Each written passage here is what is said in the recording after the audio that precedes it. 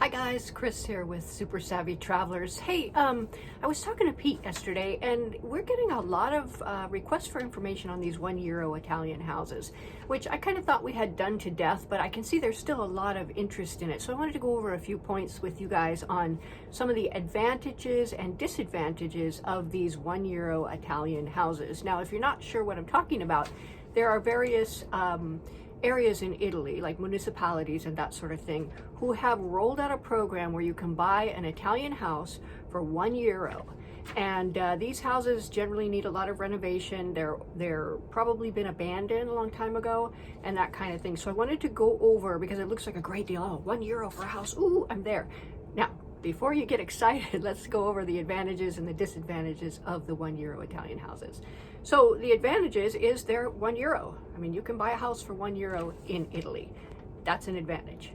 Now, some of the disadvantages to really pay attention to are the structural issues with regard to these houses.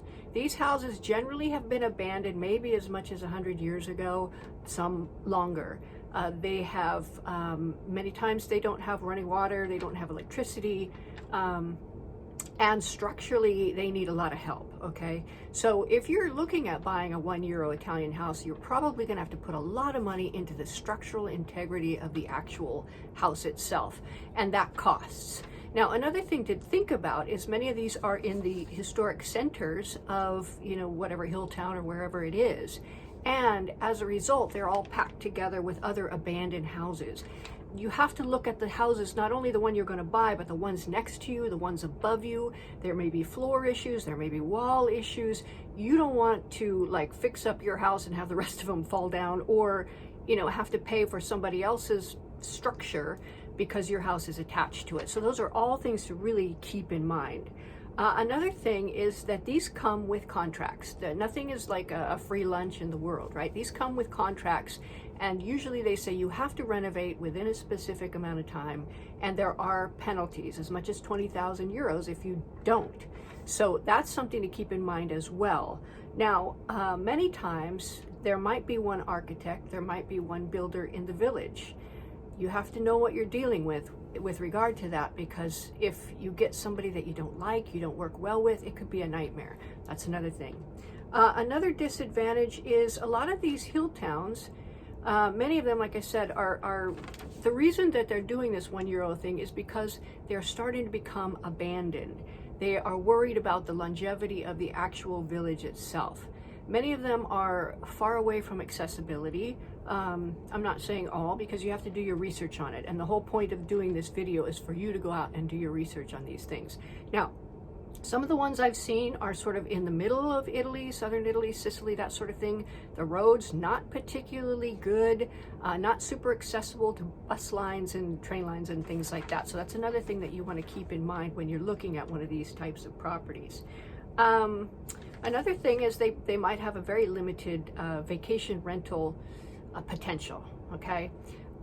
When you get a vacation rental, and I'm going to do another video right after this one that talks about what to look for if you're going to rent your house out as a vacation rental when you're not there. Again, things like accessibility to trains and buses and airports and things like that, very important. Attractions, things like that.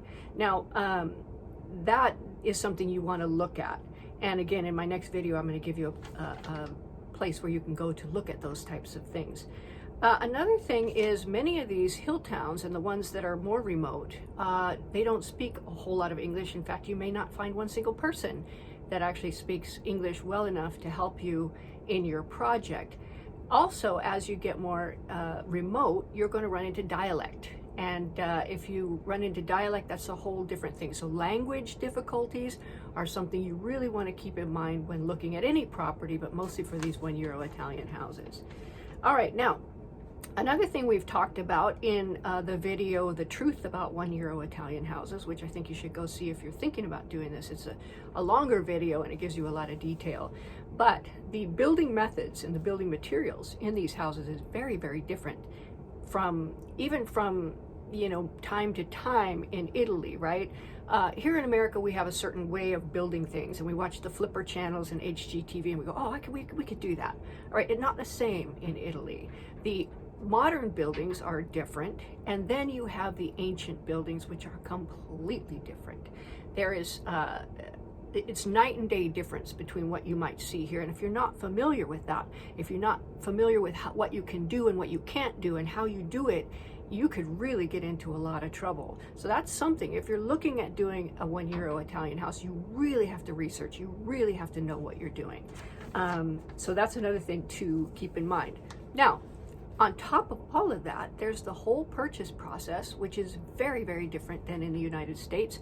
I don't know how it is in Australia, New Zealand, and whatnot, but they have a very specific purchase process, and you need to know what you're getting into. You need to know the process. And in short, in order to make something like this actually pay off without costing you the earth and giving you nightmare headaches, you have to be pretty much expert in all of these things. And I'm not saying that you have to go out and get a degree in all of these, but no, you have to know what you're doing.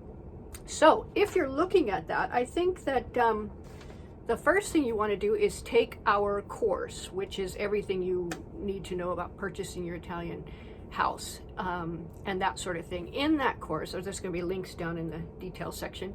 In that course, we talk very, very detailed about the purchase process, about who the people are if you're doing renovations, what to look for. It basically goes over everything you need to know when buying any property in Italy, and you have to know that in order to even think about a €1 Italian house.